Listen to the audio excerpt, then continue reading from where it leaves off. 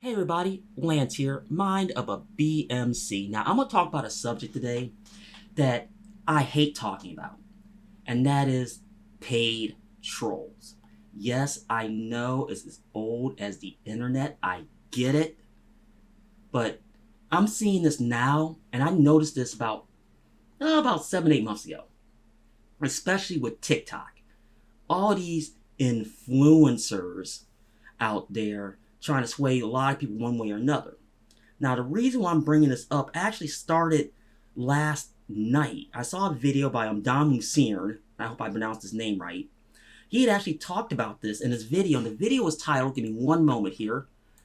It says, exposing Kamala Harris and Tim Walz are paying $40,000 to influencers. Now, he brought some goods, but I was like, you know what? I'm not going to talk about this until I opened up my computer this morning. Now, I normally don't go on Twitter. I was like, if I do, I'm just reading. Then there was a snippet that somebody edited out of the CBS Morning News. And I'm thinking to myself, you know what? This can't be right at all. So you know what? I dug the video out, and what you're seeing is directly from the CBS Morning News. Now, here's what I did. I normally don't pull a video down online on this channel, but I had to in this situation to talk about it.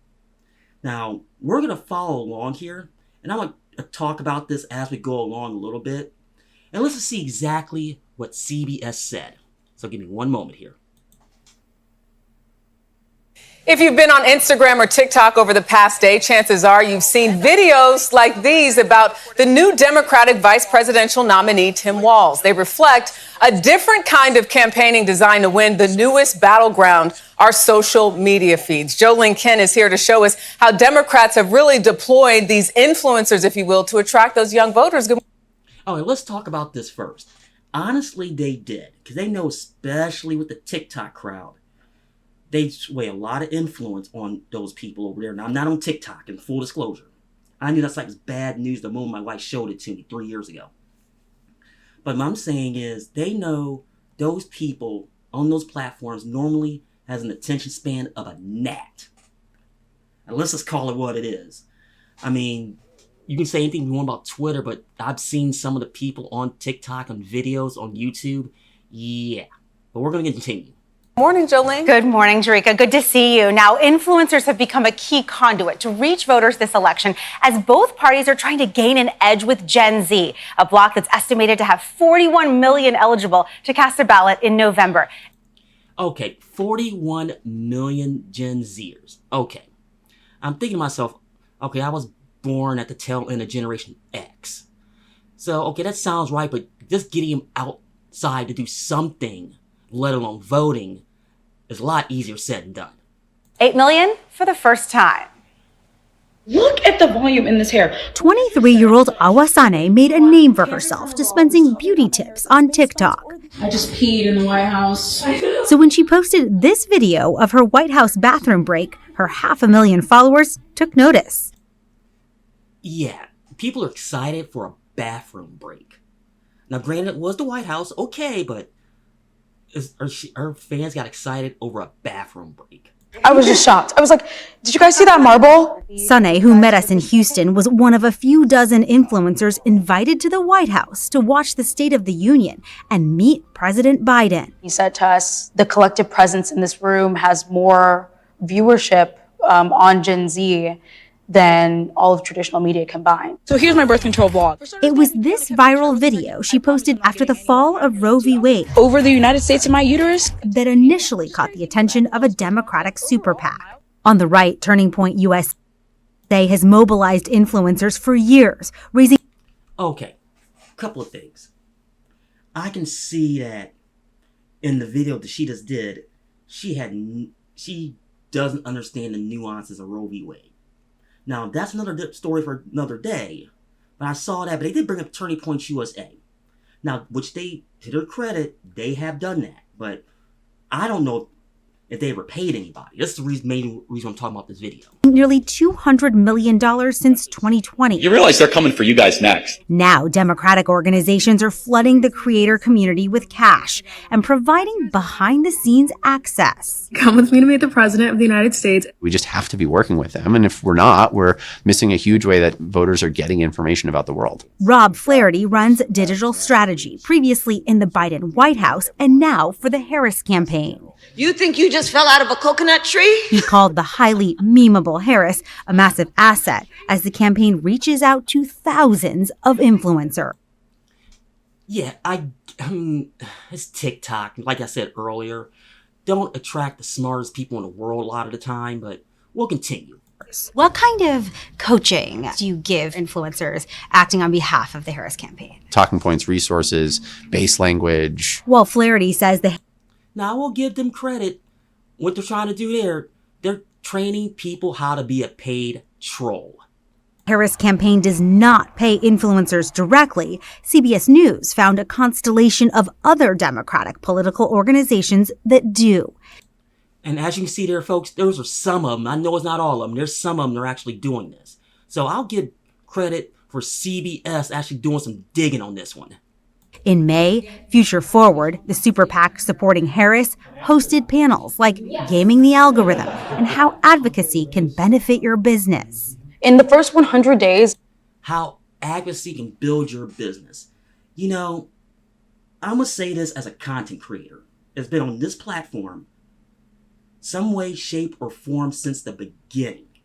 That's a bad way to build a business, because once you hitch your wagon to that horse, it's hard to de-hitch it. I trust and believe that. Of a Republican presidency under Trump, Project 2025 talks about sacking thousands of civil servants. Last month, Sunay says she was hired by Protect Our Care, a progressive advocacy group that relies on anonymous donors. She made a video warning about Trump's second-term agenda. They almost help you script it, right? Right, definitely. She takes their talking points and puts them into her own voice, saying she always discloses when she's being paid. What's your rate? So a video just for a creator in my size, an average can go from $3,000 to $10,000. Okay, couple things here. Now, they're showing her how to be a paid troll. They said, okay, here's a template, just put it in your own words. Okay, it makes sense on paper, but not when you're being totally disingenuous, because I promise you, these influencers that are getting paid are doing this much research. Zero, none, zilch, nada. And that becomes a problem because people can see straight through the BS. And especially when they know it's fake. But the other thing I want to talk about is these super PACs or companies, whatever, they're paying $3,000 to $10,000.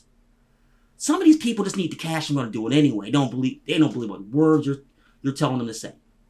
I mean, I can go on Twitter right now and I see it all the time. That either they don't believe it or they're getting paid a ton of money. But I was actually stunned when she said that much money.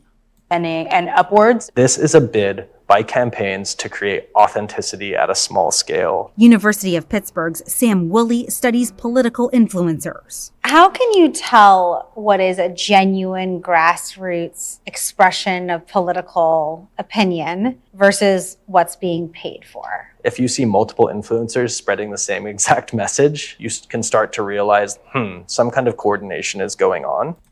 Well, I could have told you that. Especially, like, let's say something big happens. And how fast stuff gets out and it's always the same thing. Come on, it doesn't take a brain surgeon to figure that out. I mean, I see that online all the time. Next up for Sunay, the Democratic National Convention. They just told us that if we wanted to put on our own show, that they would give us all the resources to do that. The Democrats are rolling out the red carpet. Definitely. And I'm glad to be on it. The beauty influencer.